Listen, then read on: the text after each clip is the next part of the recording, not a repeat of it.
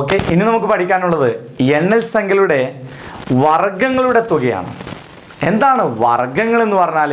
Square എടുക്കുന്നതിനെയാണ് നമ്മൾ വർഗം എന്ന് പറയാം. അതായത് 1 square plus 2 square plus 3 square, ഇതാണ് വർഗങ്ങളുടെ തുക എന്ന് പറയുന്നത്. വർഗങ്ങളുടെ തുക കാണാനുള്ള സമവാക്യമാണ് n × n+1 × 2n+1 / 6. ഈ സമവാക്യം കണ്ട് പേടിക്കൊന്നും വേണ്ട, ചെയ്യാൻ എളുപ്പമാണ്.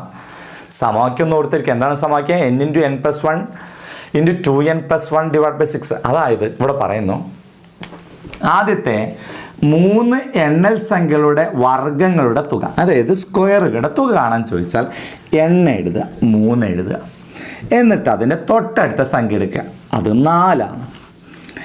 എന്നിട്ട് ഇത് രണ്ടും കൂട്ടുക, 7, എന്നിട്ട് താഴെ 6 ഇട്ടാൽ മതി, 6 എഴുതിയാൽ മതി. ഓക്കെ അല്ലേ? അപ്പോൾ നമുക്ക് 3ൻ്റെ ഗുണിതാണ് 6, 3ഉം 6ഉം വെട്ടി, അപ്പോൾ 2 കിട്ടും അല്ലേ? 2 3 6. ഇപ്പോൾ 2ൻ്റെ ഗുണിതാണ് 4, 2 4ഉം വെട്ടി, അപ്പോൾ അത് 2 കിട്ടും. 2 7 14. ഇതാണ് ഉത്തരം, 14. ഇത് ശരിയാണെന്ന് നോക്കിക്കേ.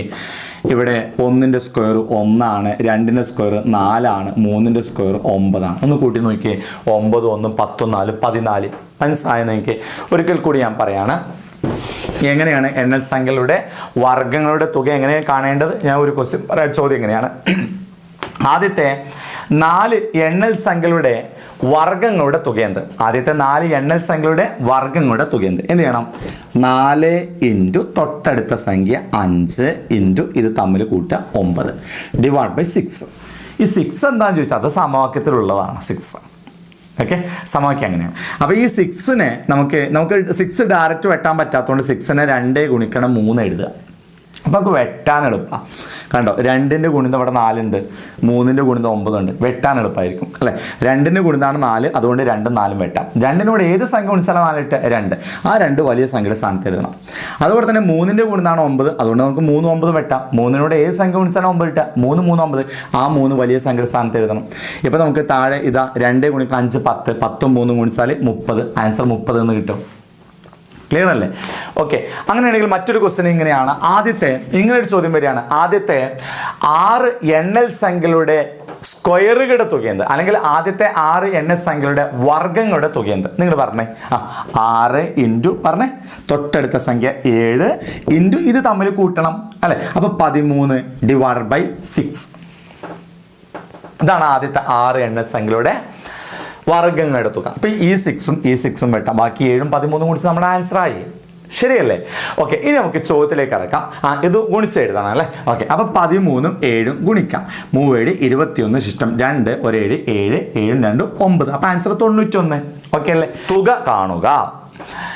1 square plus 2 square plus 3 square plus et cetera plus 11 square, അതിൻ്റെ തുകയാണ് നമുക്ക് കാണേണ്ടത്. അപ്പോൾ തുക കാണാൻ എന്താണ് ചെയ്യേണ്ടത്?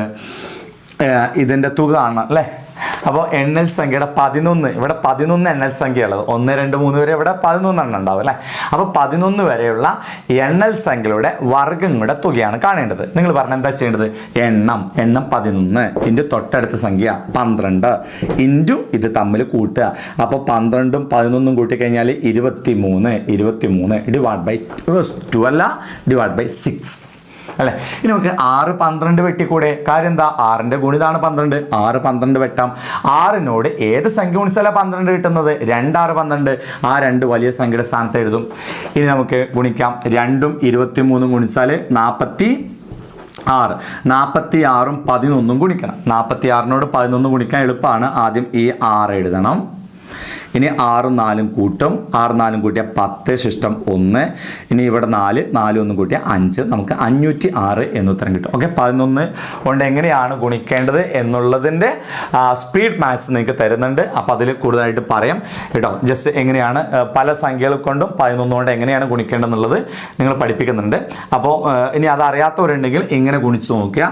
46 ഗുണിക്കണം 11, 1 6 6 1 4 4 1 6 6 1 4 4. അപ്പോൾ 6 ഇറക്കി എഴുതി. 6 4 10 ശിഷ്ടം 1 4 1 5 506. ഓക്കെ അല്ലേ? യെസ്. ഇനി നമുക്ക് പഠിക്കാനുള്ളത്, ഇപ്പോൾ നമ്മൾ പഠിച്ചത് എണ്ണൽ സംഖ്യകളുടെ വർഗങ്ങളുടെ തുകയാണ്. ഇനി നമുക്ക് അറിഞ്ഞിരിക്കേണ്ടത് എണ്ണൽ സംഖ്യകളുടെ വർഗ്ഗങ്ങളുടെ ശരാശരിയാണ് നമുക്ക് അറിഞ്ഞിരിക്കാനുള്ളത്. നമ്മൾ നേരത്തെ പറഞ്ഞു ശരാശരി കാണാനുള്ള സമവാക്യം ഉണ്ടാക്കാൻ എളുപ്പമാണ്. ഒരു സമാന്തര ശ്രേണിയുടെ തുക കാണാനുള്ള സമവാക്യത്തിൽ നിന്ന് ഒരു n ഒഴിവാക്കി കഴിഞ്ഞാൽ നമുക്ക് അതിൻ്റെ ശരാശരി കിട്ടും. അപ്പോൾ ഇവിടെ നമ്മുടെ വർഗ്ഗങ്ങളുടെ തുക കാണാനുള്ള സമവാക്യം n × n+1 × 2n+1/6 എന്നാൽ ഇതിൽ ഈ n ഒഴിവാക്കി കഴിഞ്ഞാൽ ശരാശരിയായി. അപ്പോൾ ശരാശരി കാണാനുള്ള സമവാക്യം എന്താ നിങ്ങൾ പറഞ്ഞേ? ഈ n ഒഴിവാക്കി കഴിഞ്ഞാൽ n+1 × 2n+1/6. ഓക്കെ അല്ലേ? അപ്പോൾ ഒരു ചോദ്യം ഇങ്ങനെ തരികയാണ്. ആദ്യത്തെ 4 എണ്ണൽ സംഖ്യകളുടെ ശരാശരി എന്ത് എന്ന ചോദ്യം വരികയാണ്. അല്ലെങ്കിൽ ആദ്യത്തെ 5 എണ്ണൽ സംഖ്യകളുടെ വർഗ്ഗങ്ങളുടെ ശരാശരി എന്ത്? എന്താ ക്വസ്റ്റ്യൻ എന്താണ്? ആദ്യത്തെ 5 എണ്ണൽ സംഖ്യകളുടെ വർഗ്ഗങ്ങളുടെ ശരാശരി എന്ത്?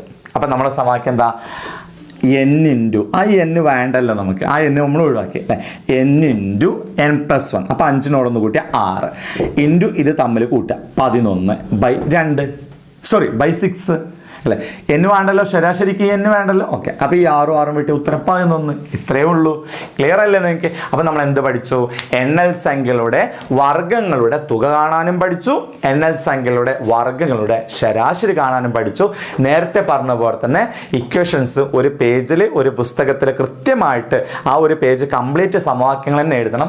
ഇവിടെ ഇനിയും നമുക്ക് സമവാക്യങ്ങൾ ഉണ്ട്, അത് എഴുതാനുണ്ട്. ആ സമവാക്യത്തിലേക്ക് വരാം. അപ്പോൾ പിന്നെ ഇതിന് താഴോട്ട് ആ സമവാക്യങ്ങൾ എഴുതി പൂർത്തിയാക്കുക. തുകകളൊക്കെ ഒരു വഴിക്ക് എഴുതുക. ശരാശരി കമ്പയർ ചെയ്ത് പഠിക്കണം കേട്ടോ, എങ്കിലേ നമുക്ക് മനസ്സിൽ നിൽക്കുള്ളൂ. കാരണം എണ്ണസംഖ്യയുടെ തുകയിൽ നിന്ന് എങ്ങനെയാണ് ശരാശരി കിട്ടുക നിങ്ങൾക്ക് മനസ്സിലാക്കണം. മനസ്സിലാക്കിയിട്ട് പഠിക്കുക, അതും എഴുതിയെടുക്കുക, പറയുന്ന കണക്കുകളൊക്കെ ചെയ്ത് നോക്കുക. അപ്പോൾ ഓക്കെ, നമുക്ക് അടുത്ത ടൈപ്പ് കണക്കിലേക്ക് വരാം.